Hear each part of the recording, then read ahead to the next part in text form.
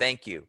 So let me tell you a little bit about myself, and then and the story today. And so I have been a lecturer at the GSB for the last, I think, 6 years. This is my 7th, and I am in the social innovation work group and I focus a lot on the work on scaling social innovation. So my area of expertise is, and I'll talk more about some of the work I've done over the years in many different contexts, is helping take particularly technology innovations, products or services, and figure out how to make them useful in a social, impactful way, and then also and solve problems, social problems, health, education, etc., with better technology. But then really focusing a lot less on just the early invention and entrepreneurship, but more on how do you move those forward to get them to scale and get them embedded in a place that matters. So that's actually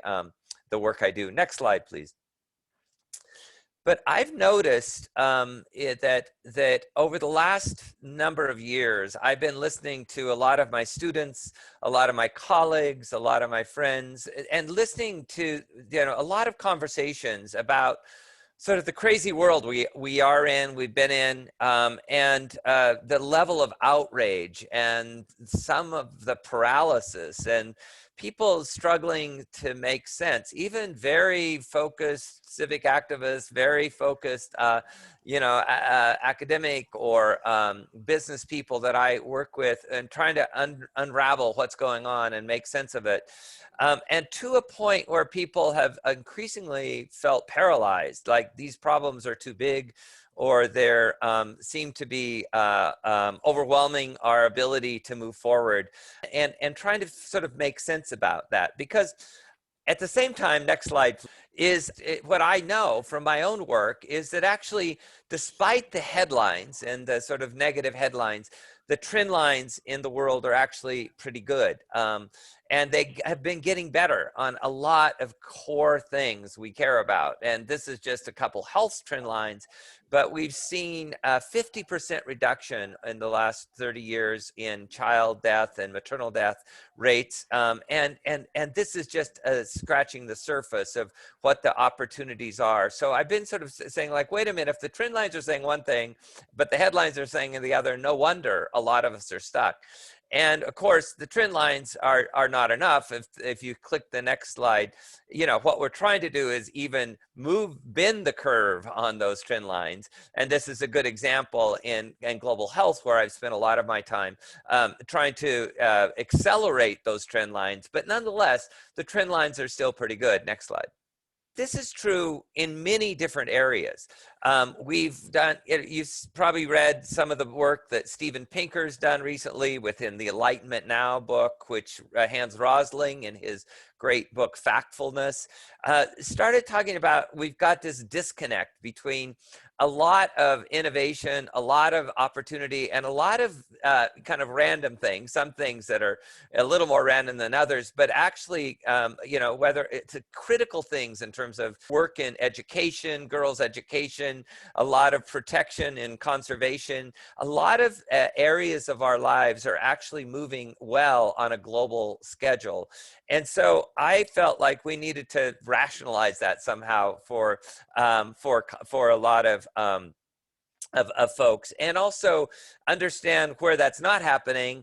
Also understand that even though there is progress, it's not equitable, and it's certainly not inevitable. And there are areas, of course, where we don't have as much progress. Now, this was framed in a pre-COVID moment, and there's no question that the current pandemic, which I'm working immensely in, is setting us back on some things. But I think overall, if we look at the longitudinal data, we'll continue to see a lot of these trend lines keep moving in the forward. And I also was, next slide, please, very aware that there's this sort of moment globally in terms of global development where we have this amazing amount of political commitment and political will, a lot of money going into, improving the world, a lot of rethinking the way a lot of the world is structured.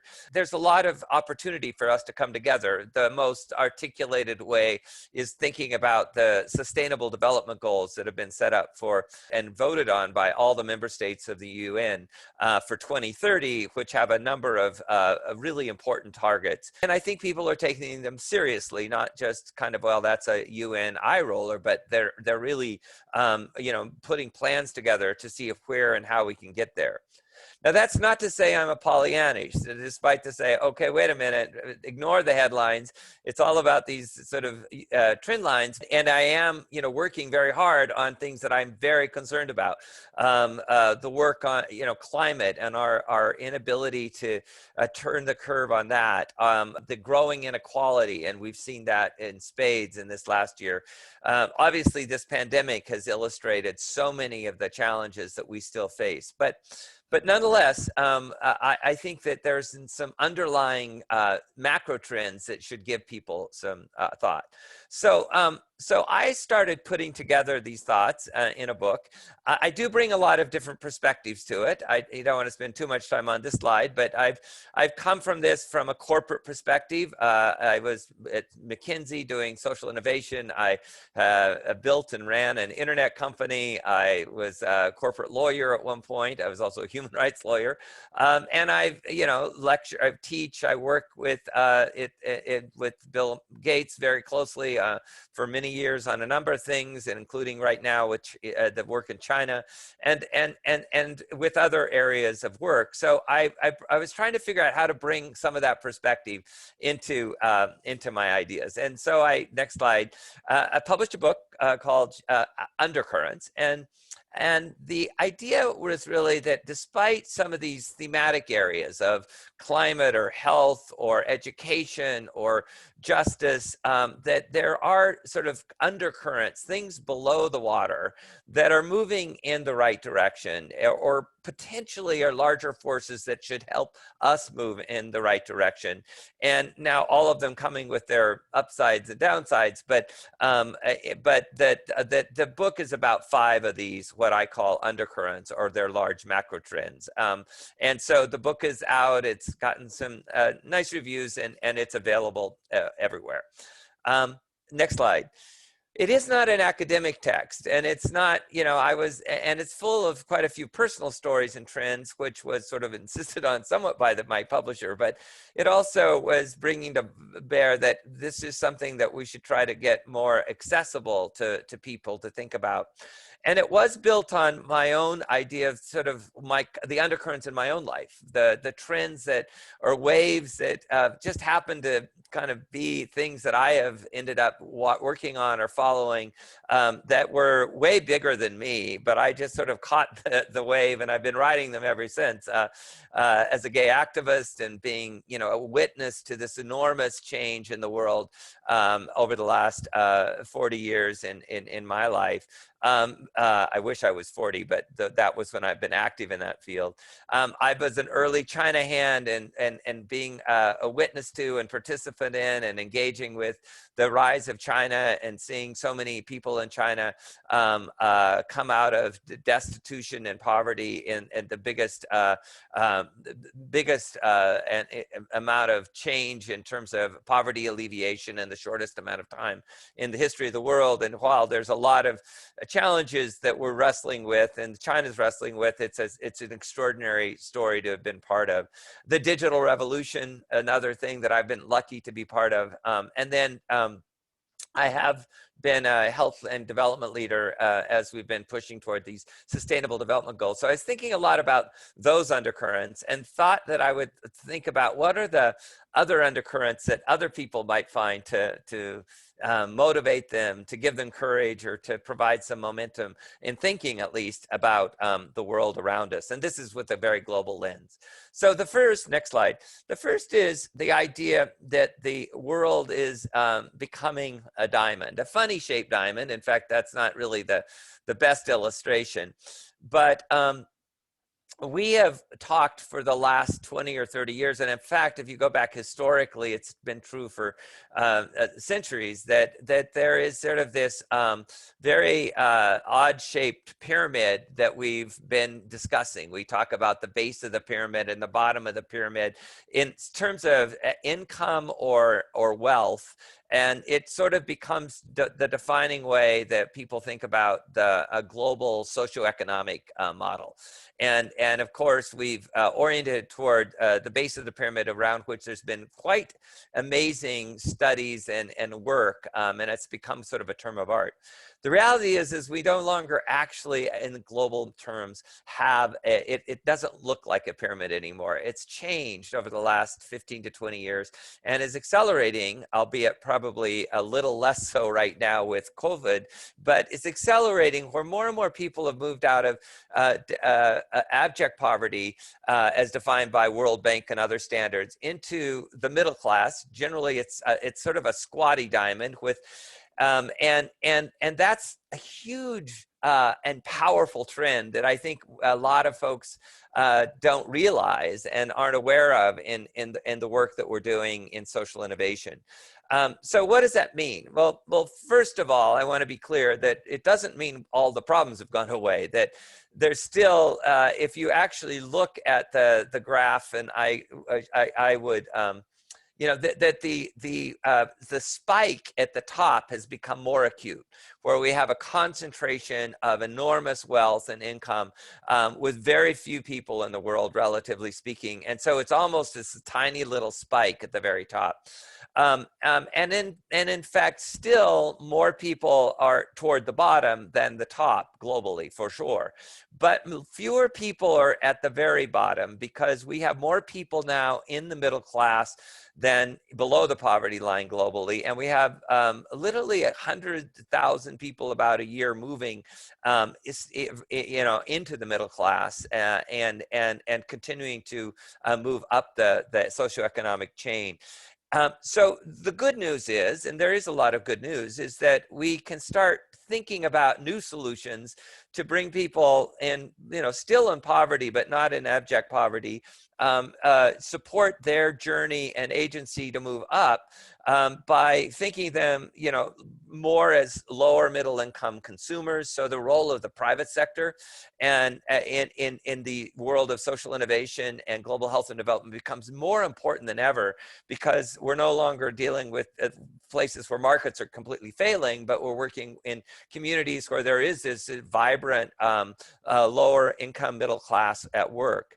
It also means that we need to be thinking much differently about the way we do aid and development, which is where I spend a lot of my time, because it means that we have had a world where we've sort of defined people and poverty by countries with low GDP per capita below the poverty line. Well, the reality today is many of the poorest people in the world and poorest communities are actually in middle income countries.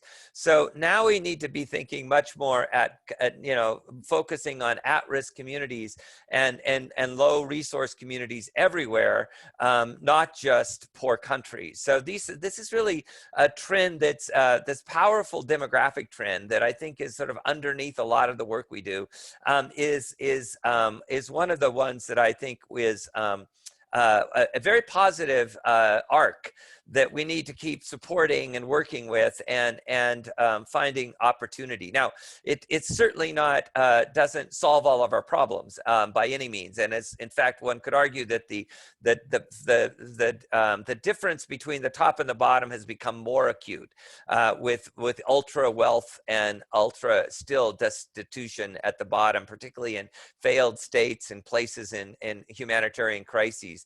But and so we've got a lot more work to do, but it does give us new tools and new opportunity, particularly with businesses' role in global health and development. The next slide. So that's trend one, and I'm just going to sort of slide through these trends, and then we can sort of just wrap up. I'll talk a bit about COVID.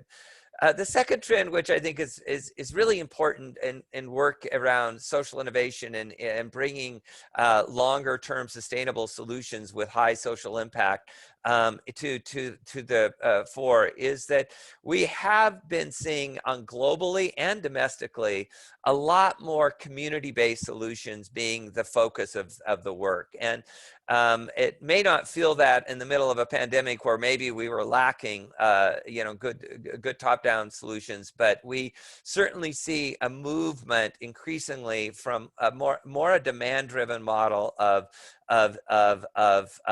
innovation and support than all just supply-driven.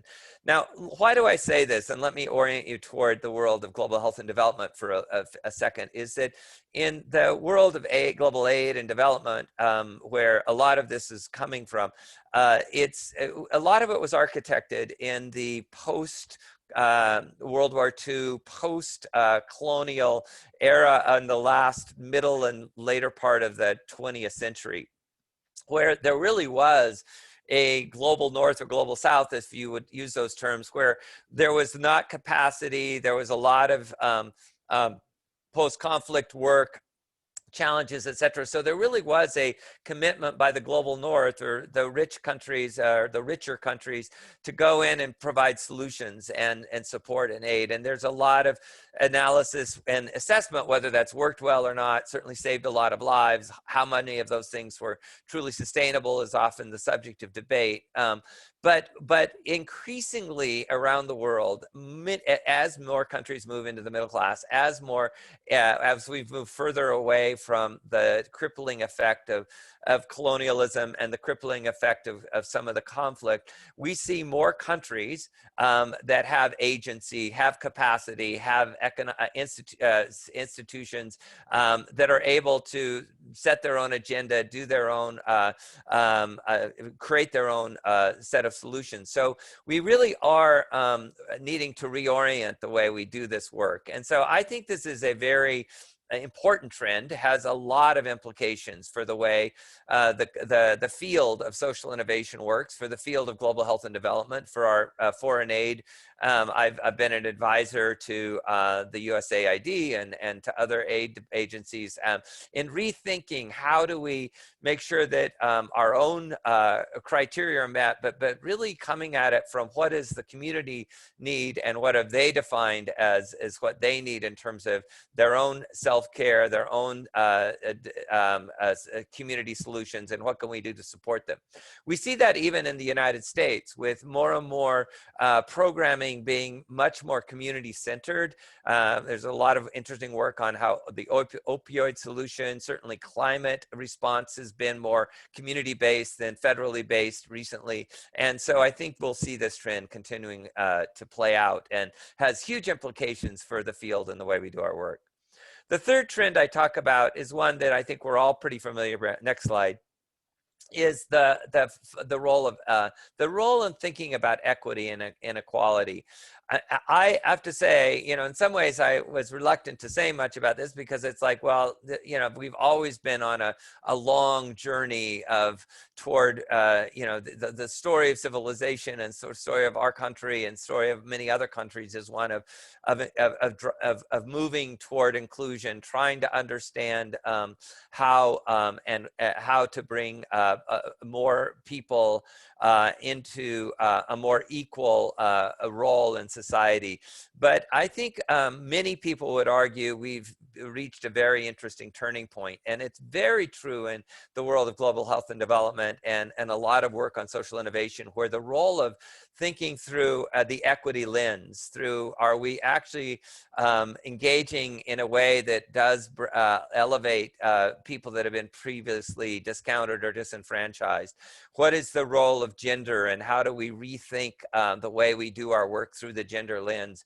Has been enormously critical. And I believe, and there's a lot of evidence to show this, that it's becoming increasingly an agenda that is not just something that is a do good at the end of the at the end of the journey, but is actually seen as an essential requirement for success. And this is obviously true in the business world as well, as we see the work on diversity and equity and inclusion not only driving a lot of new approaches to business and engagement and the way businesses manage themselves, but also the data showing how more inclusive businesses where women and frequently underrepresented people are more in leadership roles actually perform better. So I think this is a very exciting topic. I think this is one where more of my students spend time as thinking about what do we need to do different to make sure this is happening in a way that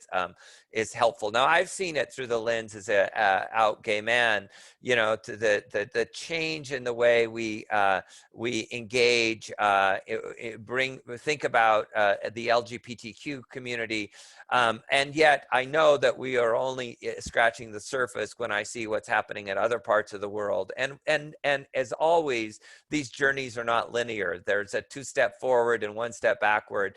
But I think someone was mentioning earlier the Melinda Gates book and others, that there's just a lot of new thinking that is quite disciplined about, you know, how do we disaggregate data in the work we do, so we're actually understanding the implication.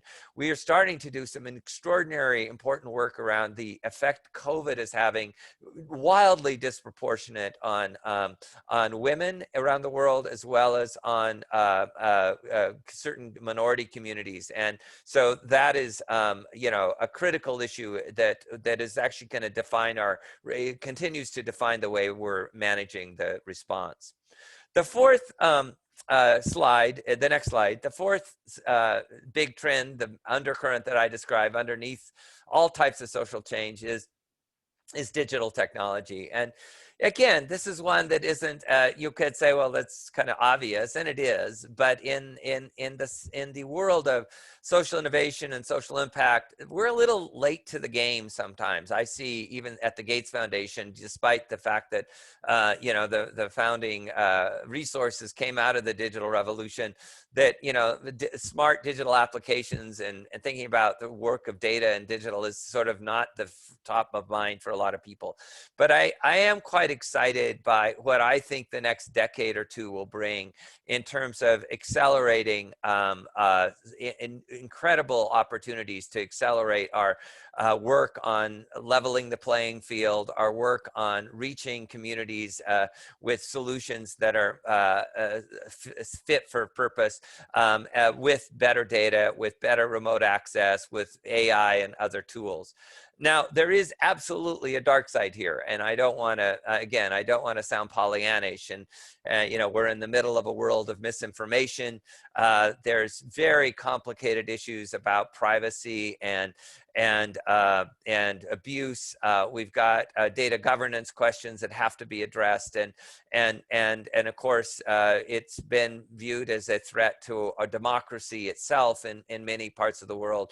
And I write in my book about Maria Ressa, a friend who is a journalist in the Philippines who's been arrested a number of times, but for her criticism that social media and Facebook particularly, she believes, has really enabled the president there to co-opt the democracy. And so I'm not, I think we have to be wildly aware of these things, but in fact, I would net out that this will in fact be a benefit bigger than the downside. I have this particular insight just because I get to chair the advisory group for the WHO on this area.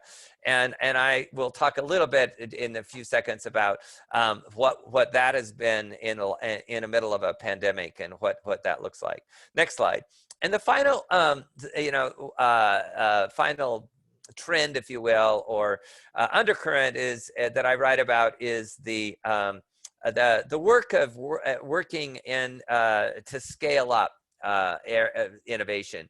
And I have to say, this is one of the areas, obviously, I teach it at Stanford, and I write about it, and I work on it a lot. And it is one that it is sort of has often been overlooked, and it's actually not very sexy to many people. We do a lot of, and I would say at Stanford particularly, we're very good at celebrating new ideas and inventions and innovations and social entrepreneurship. And we also, as a community and work, you know, we like the stories, we love and their prizes and awards and that given to those. And then we also like the stories of last mile delivery and you know, really meaningful moments like that. But the work between the garage, the inventor's garage, and getting something at scale to communities in Africa or in East Palo Alto or wherever, it's a very, very long and complicated journey. And we have yet to put enough resources, focus, energy, and even learnings against that. So, and here again, I think there's some good news that based on this amount of investment we've had in the last couple decades on new invention, we're getting more calls first now and more funding models, more investors, more collaborative philanthropic efforts to take great ideas and scale them up to be full solutions. And so we're starting to see what is becoming known to many as the decade of delivery, where we're actually going to try to scale a lot of great ideas up. And it's going to take a lot of multi-sector partnerships. It's going to take a lot of very practical tools for learning how to do this kind of work. So that's sort of the 5 themes in my book. And obviously each one of them has a lot of data behind it and a lot of stories that I can tell. And the gotcha that I was trying to create is that with those 5 trends, people can find a place or a way to do fairly practical things to reignite their activism and not get so overwhelmed by a world of headlines. And also and illustrating that with a number of examples in the book of people who have found one of these trends or more, one or more ways for them to put their skills to use in very meaningful ways. Sometimes not the big name celebrity philanthropist or big name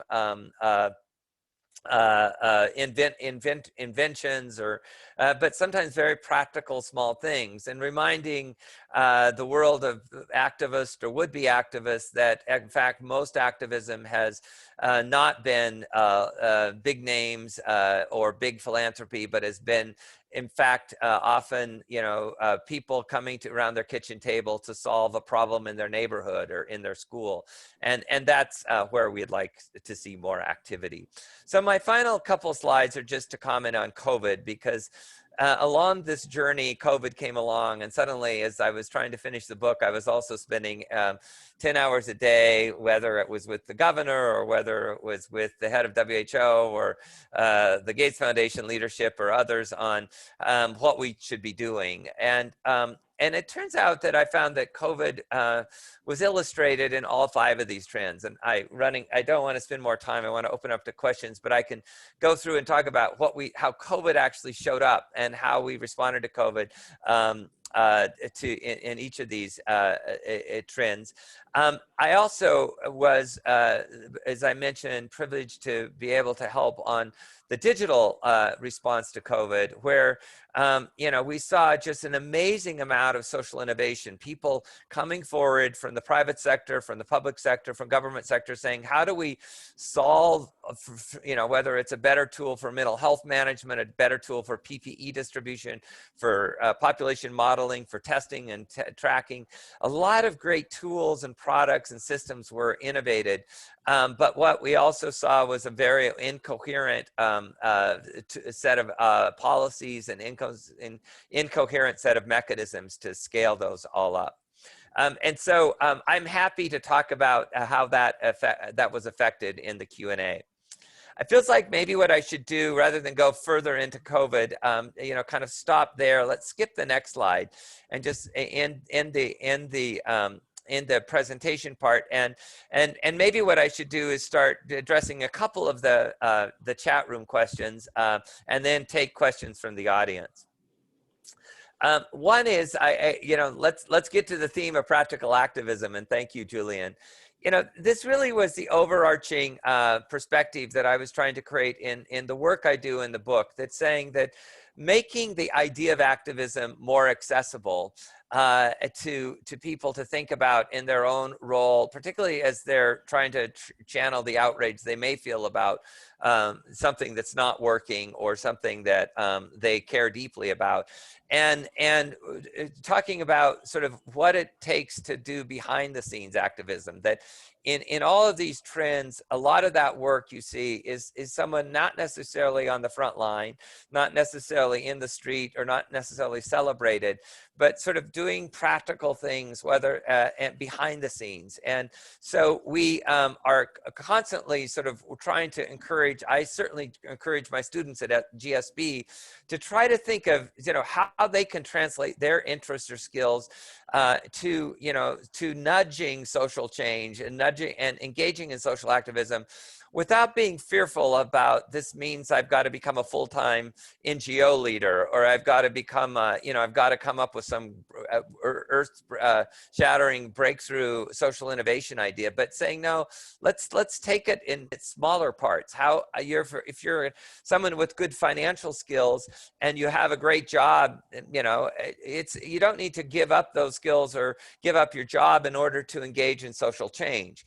That that your skills might be useful at a nonprofit, or there may be something within your company that you care deeply about. I've had the privilege of working in many companies when I was running social innovation at McKinsey, and subsequently as a board member, to work on where they are engaging in communities, where they're creating more shared value propositions on their business opportunities, getting aligned with social impact opportunities, and how we're measuring social impact increasingly as a corporate matter. So the idea of practical activism is trying to reframe the idea of activism into something that's less less kind of scary, to be honest, and more accessible, and more meaningful for everyday people to use their tools and skills in smaller ways. I'm going to just take a couple others from the book, and then from the thing, and then we'll open it up.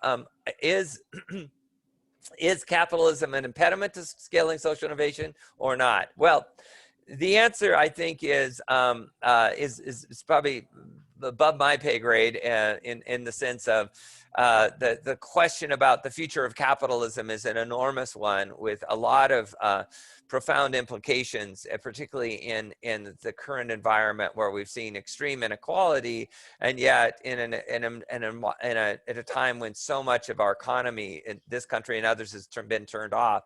I am a big believer in increasingly this idea of more stakeholder capitalism, that it's an extraordinary accessing markets, working with markets, building tools and products and innovation, using the pull of market-based solutions is an enormous and powerful trend that we don't want to get rid of. I've lived in China in the early days before it, when it was fully a socialist environment, and that's not the world I want to have my kid live in. That said, I think there is some retooling of what we think and mean and work in the capitalistic model, and we're going to see more of that coming out of this pandemic. And in fact, the role of social innovation is a critical piece of that, because it's saying, how do we get more alignment between what we're doing with business in the innovation area, whether it's process innovation, it can be product innovation, and then align it with social impact as well as business outcomes. And so this idea that has been talked about all week at this Davos week this week is the virtual Davos, has been very much about building a stakeholder capitalism model. And I think that and scaling social innovation will be a critical part of that. And then the final one I'll take is on China, and then I will open it up. Is somebody asked, if China turns toward capitalism, does it make her more likely or less that we can scale solutions? The reality is we've already done some amazing work in collaboration with China on social development. We've seen some incredible products coming out of China. I work personally on some vaccines that China had uniquely created on itself that we supported getting qualified by the WHO to be used in countries where we couldn't afford to get those vaccines otherwise. And there are assets and tools across China that are incredibly powerful health, education, development capabilities that China used in its own development arc that we could, that China intends to share and we can share. It has been a struggle because the geopolitical dynamics, both with the changes in China in the last 5 to 8 years and the changes, structural issues that we're facing across the globe between China and the US and China and the rest of the world have become harder hurdles for us to overcome in finding those opportunities for alignment. But I'm still quite bullish. I think my boss, Bill Gates, is quite bullish that there are places that we can find that alignment and still respect, the very different, both political and cultural, economic models that we live in. And we're certainly seeing that today as we work on the global COVID response, and I spend most of my time working on this right now, where there are some assets that China has, both in terms of political assets, but also technical assets that could be used in the global environment that would not undermine at all the US and other countries' response, particularly where China can get some solutions faster than we can get the US or European-based solutions. So we're trying to always find sort of navigating. So it's a bit threading the needle, but it definitely speaks to some of these trends again, where bringing more community-based demand versus outside influence. It's at the end of the day, many countries in Africa are choosing themselves, whether or not they're going to use Chinese, American, or European solutions, and increasingly they will have the agency and power to do that. So why don't I open it up and turn it over to you, to Allegra, to the last 15 minutes of questions. You talked about how practical activism doesn't necessarily have to be a huge gesture, but with all the different causes and things wrong with the world, how do you go about conquering that feeling of so much to do that you can't actually do anything at all? Well, I think that's the idea, fundamentally, is to first of all, find in some of these trend lines positive energy and optimism that the world can change. And we see in many areas of work that we've taken on impossible tasks and made them possible.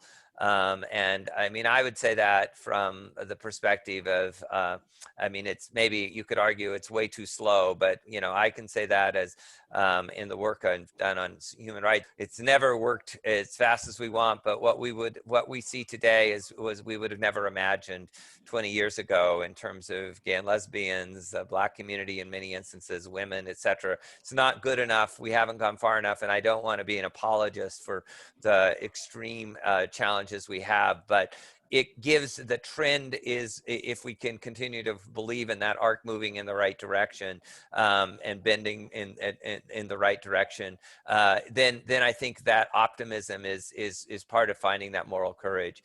I think the second is but honest optimism, not naive optimism. I think the second is then breaking it down into its small parts, and this is where I think the skill sets of some of my students and colleagues at GSB or at McKinsey are great, because it's like, okay, it's a big problem to tackle, but let's just take it a piece at a time, and also take it very practically. What can you practically do? Because I find the idea that I'm not rich enough, people say I'm not rich enough, I don't have enough time, I'm not famous enough, I don't have enough connection to that community. I get those instincts, but what we've got to keep encouraging everybody to do is taking and finding ways to channel your particular passion or outrage into something small and meaningful, and frankly, solve it just like you would solve any other business issue. So I'm combining a few questions here that came in about headlines versus reality and misinformation, but especially in the world of GoFundMe's and other platforms making it easier for both people to donate to both legitimate and illegitimate causes. Do you have any suggestions on the best places to go to find out which charities are actually worth giving to? Yeah, Phil, I could go on a riff on GoFundMe. It's spending a lot of money on projects that will never ever hit scale, and that, you know, I like the sort of community-based sensibility of it, and I also like the idea that, you know, it's just a new channel and it's an additive channel for fundraising. But but I think the lack of due diligence has been a problem, and so, you know, I think what we're seeing is increasingly, and I think part of it is just the evolution of the space. I've been involved in some of these. Is how do you then provide simpler and easier tools to discern, you know, what you should be looking for if you're looking for a social sector project to fund, who's being evaluated. So we actually see now a number of Better Business Bureau kind of evaluations, Bob, of several organizations that have are looking at nonprofits, ranking them, giving them stars, looking at their different criteria about either impact or governance or ratios of administrative to programmatic expenses, things like that. So, you know, I would certainly encourage people to be open to a lot of ways of accessing and donating capital, but with the kind of disciplined due diligence you would do if you were making, you know, a portfolio investment for. And I've started, and I've run nonprofits, and one of the biggest ones in the world in the last decade. And I welcome, you know, donors that are asking hard questions and working hard on, you know, getting good data from us, because we should expect that. And I wish more people were asking the hard questions. Misinformation is a big problem, right? And that's an understatement.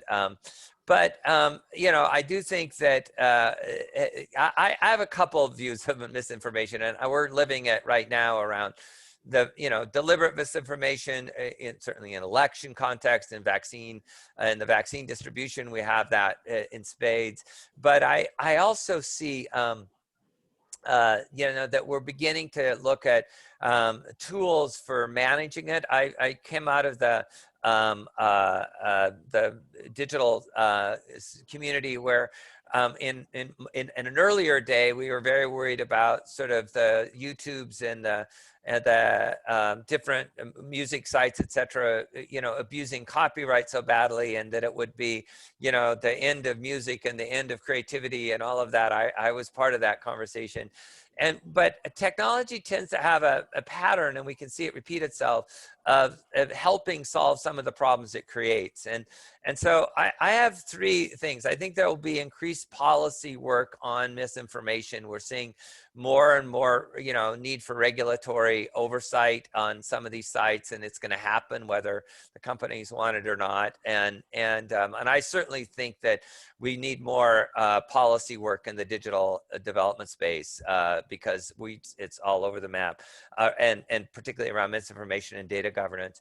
But I also think that it's going to be enabled by technology filters and solutions that we're starting to see in terms of spotting it, managing it, taking it down fast. And then third is, I think there's a increased amount of consumer education where people are voting with their feet, or voting with their fingertips, to say, I'm not going there anymore because I've been burnt too many times by misinformation. And as we educate consumers how to manage misinformation, I think we'll see some of that. So while I think it's a big problem, I think there there are avenues for getting good information if you do your due diligence. And I think that over time we will see some good solutions to misinformation. We're very worried about it in the world of the response to the epidemic and the vaccines, although we're actually seeing vaccine uptake, despite some of the early polls that the vaccine hesitancy driven by the misinformation on vaccines was going to be a huge impediment. Right now, it seems to be much less of an impediment than we thought even 3 months ago. I mean, the impediment now is we don't have the supply we need fast enough to get ahead of these variants. Talking about your 5 trends and moving social innovation, we have an alum from the class of 20 asking, what are some of the most powerful action-oriented movements that you are seeing successfully moving people across the poverty line to the middle class? Yeah, I mean, there's quite a few. I mean, I've had the privilege of spending a lot of time in India and a lot of time in parts of Africa, path in India for a year. And a lot of these numbers, particularly the pyramid to diamond, are driven by, the combination of what you see in India and China and Nigeria and Ethiopia, and 4 or 5 other large countries really move those numbers. So a couple of the movements that I'm big supporter and fan of, and I think we'll see how even more powerful they'll be in the future, is sort of digital money and this whole sort of way of helping the unbanked have access to financial services. And that's coming through a variety of tools like M-Pesa and others, but it's also coming through adaptation of how then regulations have to work to support that, adaptation about how companies and employers and others are using digital money to help support and enable savings, enable more security of money so it doesn't get stolen on the way home from work, support better credit models. And so I think that platform will continue to grow and has really been impactful. I mean, sort of micro lending and has been a part of that journey, but I think it has more to do with having that access. Another incredibly powerful trend in it's kind of a movement in health, which is the interlocking between health and poverty is phenomenal. And I always say, people say, well, they're diseases of the poor, and there certainly are malaria. Others, are not problems in most of the rich world. But what we often forget about is how health is actually a driver of poverty. It's not just poverty is a driver of bad health. That the number one, a lot of people who move up out of chronic poverty have the number one incident. There are a number of things that trigger people to then fall back into chronic poverty is a bad health event. And so, that interlocking area is very tricky.